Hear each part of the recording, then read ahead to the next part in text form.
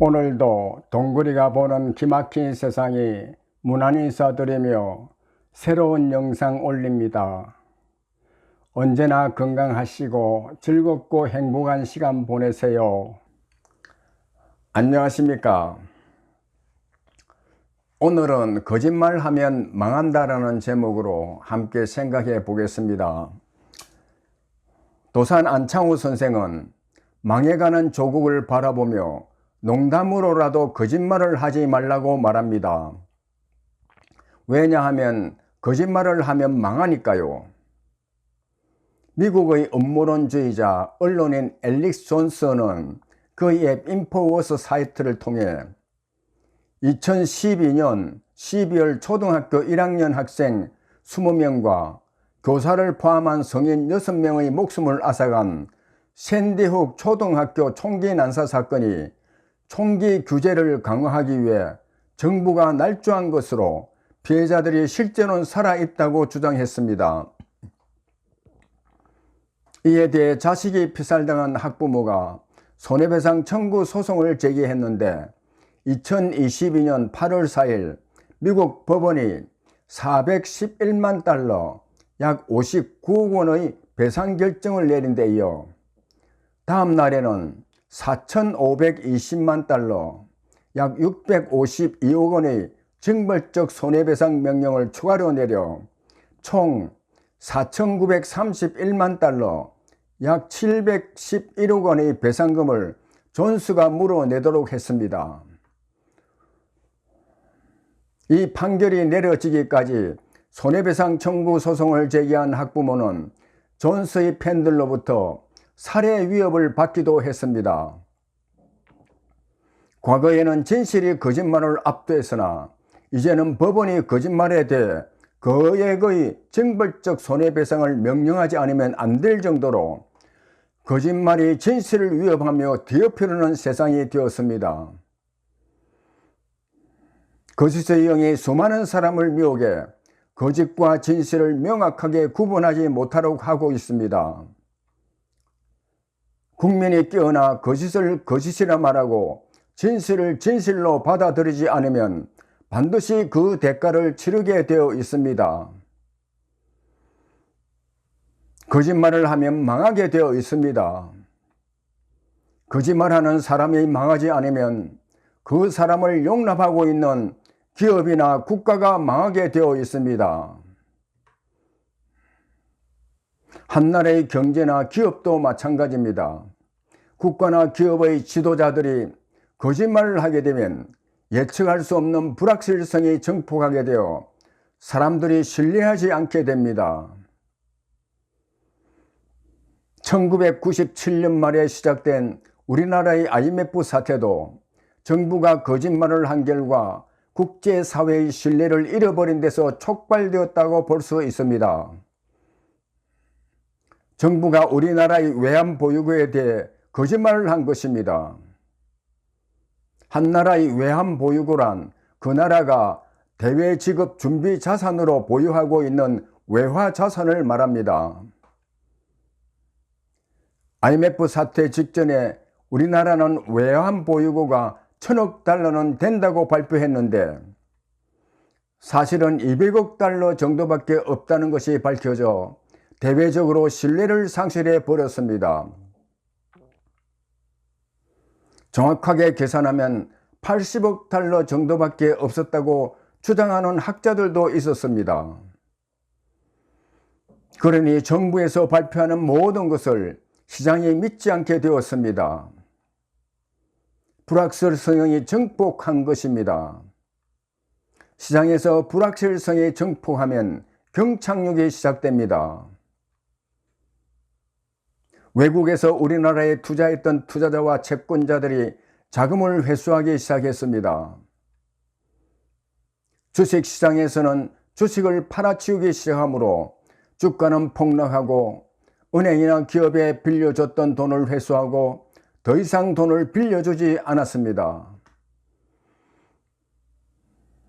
외국인들이 투자자금을 회수하기 시작하니 대외 지급 수단인 외환보유고가 빠르게 줄어들기 시작했습니다. 외환 보유고가 부족해 자금을 상환하지 못하면 국가가 부도나는데 전문 용어로 모라토리엄이라 합니다. IMF 사태 당시 정부와 한국은행에서는 모라토리엄을 피하기 위해 달러를 빌리러 여러 나라로 뛰어다녔습니다. 그러나 거짓말하는 날에 누가 돈을 빌려주겠습니까? 그래서 정부에서는 할 수 없이 IMF에 구제금융을 신청할 수밖에 없었습니다. 1997년 12월 3일은 대한민국이 외환위기를 겪으며 모라토리엄을 피하기 위해 IMF, 즉 국제통화기금에서 달러를 빌리려고 자금 지원 양해 각서를 체결한 부끄러운 날입니다. IMF에서는 돈을 그냥 순순히 빌려주지 않습니다. 돈을 갚을 수 있는지 없는지를 살펴보고 갚을 수 없다면 갚을 수 있게 IMF가 요구하는 조치를 이행하겠다는 약속을 받고 구제금융을 지원합니다. IMF가 요구하는 조치는 엄중합니다. 혹독한 구조조정을 요구했습니다. 부실한 금융회사들과 그동안 빚으로 사업을 하던 기업들이 문을 닫아야 했고, 이에 따라 많은 사람이 일자리를 잃고 고통을 당했습니다. IMF 사태로 인해 문을 닫은 금융회사만 하더라도 은행이 10개, 종합금융회사가 21개, 증권회사 6개, 보험회사 13개, 투신회사 10개, 상호저축은행 78개, 신용협동조합 340개 등 총 407개에 달합니다. 금융회사가 이 정도 문을 닫았으면 일반 기업들은 헤아리기 힘들 정도로 많은 기업이 문을 닫을 수밖에 없습니다. IMF 사태 때 여의도에 있는 회사에 출근하다 보면 금융감독원 앞에 수많은 사람이 빨간 띠를 머리에 두르고 길바닥에 앉아 구호를 외치며 시위하고 있는 모습을 볼 수 있었습니다. 은행에서 기업에 돈을 빌려주지 않아 자신들이 근무하는 기업이 망하게 생겼으니 감독당국에서 기업에 돈을 빌려주도록 압력을 넣어달라는 것입니다. 군사정부 시절에나 가능한 일이지만 기업이 문을 닫아 실업자가 될 수밖에 없는 사람들은 그렇게라도 할 수밖에 없는 상황에 몰린 것입니다. 왜 그 많은 사람이 추위에 떨면서 그곳에 앉아 목이 쉬도록 외치고 있어야만 했겠습니까? 그렇게 외치면 은행에서 기업에 돈을 빌려줄 수 있을 것으로 믿고 그렇게 한 것이 아닙니다. 일자리를 잃으면 당장 가족들이 먹고 살 길이 없기 때문에 안 되는 줄 알면서도 그렇게 외쳐보는 것입니다. 지도자들이 거짓말을 하며 하나님의 말씀에서 멀어져 있으면 국민이 고통을 당한다는 것이 성경에서 말하고 있는 역사입니다. 거짓말하는 지도자들 때문에 IMF가 촉발되었고 그로 인해 수많은 국민이 고통을 당했음에도 우리나라에는 아직도 거짓말하는 지도자들이 너무 많은 것 같습니다.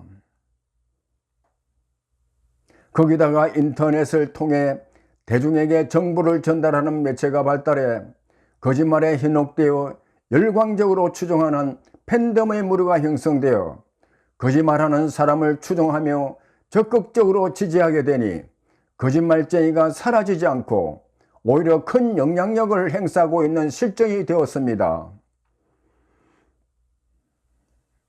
거짓말하는 사람을 지도자로 세우는 이상 우리나라는 또다시 그 대가를 치를 것입니다. 왜냐하면 역사의 주인이 하나님이기 때문입니다. 시편 기자는 하나님이 거짓말하는 사람을 얼마나 싫어하는지 이렇게 기록하고 있습니다. 거짓말하는 자들을 멸망시키시리이다. 여호와께서는 피 흘리기를 즐기는 자와 속이는 자를 싫어하시나이다. 감사합니다.